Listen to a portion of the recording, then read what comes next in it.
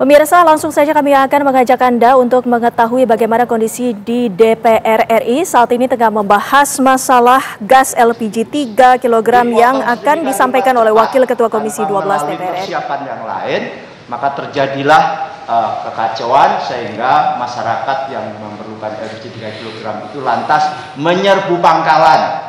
Dengan kemampuan pangkalan dalam konteks melayani mungkin pastinya tidak sempurna, sehingga terjadi panik buying, sehingga kesannya adalah LPG 3 kg hilang di pasaran. Sedangkan secara volume sebetulnya tetap, tetapi sekali lagi mekanisme yang dikeluarkan oleh Kementerian SDM secara mendadak itulah yang mengakibatkan panik buying, sehingga terjadilah antri panjang betul. Karena tadi mata rantai terakhir dipotong dengan mendadak tanpa menggantikan infrastruktur atau mata rantai lain.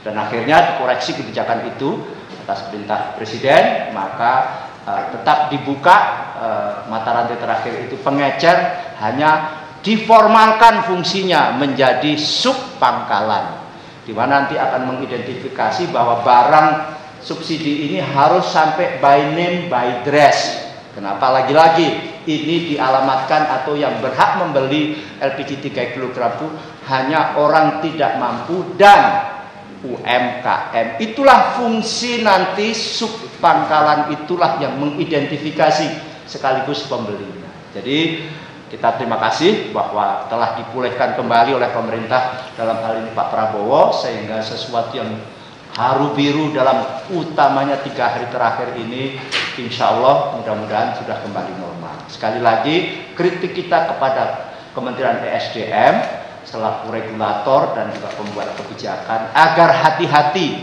menyangkut hajat hidup orang banyak. Jadi harus melalui sosialisasi yang tuntas dan sebagainya kalau mau melakukan, sehingga tidak terjadi hal-hal yang terjadi seperti kemarin itu tentang LPG 3 kg. Kemarin kami juga rapat kerja dengan Kementerian SDM, dan juga hari-hari ini kita mulai membahas berbagai aspek tentang sumber daya mineral misalnya. Kita tahu sumber daya mineral kita adalah sangat terbatas dan itu menjadi modal pembangunan kita. Kita tahu dalam hal ekspor kita adalah ekspor komoditas, sebagian besar adalah juga di komoditas sumber daya mineral, sehingga Komisi 12 yang dulu Komisi 7 adalah penyumbang terbesar dari PNBP, pendapatan negara bukan pajak, maka Komisi 12 sangat konsen terhadap tata kelola pertambangan yang hari-hari ini muncul luar biasa juga mengejutkan. Misalnya apa? Misalnya sebagaimana teman-teman wartawan tahu juga adanya penambangan-penambangan ilegal, bahkan ada penambangan emas ilegal sampai kurang lebih 700 berapa? 1 triliun hampir 1 triliun lebih kerugian negara, dan itu divonis bebas. Bayangkan itu. Berapa kerugian negara, terlebih dari itu adalah kredibilitas aparat penegak hukum menjadi dipertanyakan di sini dengan keputusan itu.